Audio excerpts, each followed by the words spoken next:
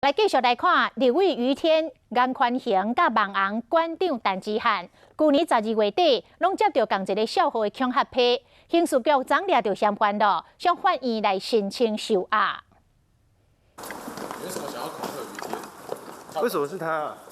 要解释一下，你怎么连颜宽恒都敢恐吓？你恐吓的目的是什么？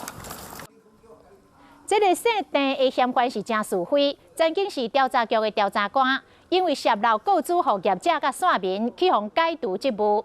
伫咧皮湖调查站任职的期间，嘛互指控讲交朋友复杂，伊的太太嘛要出面来指控伊家暴。但是这个嫌犯到案进前已经甲电脑内底的信件拢拆掉了，警方是紧急送数位监视要来还原。检察官门口经做笔录，认定伊犯罪重大，向法院申请收押，但是法官是裁定20万来交保。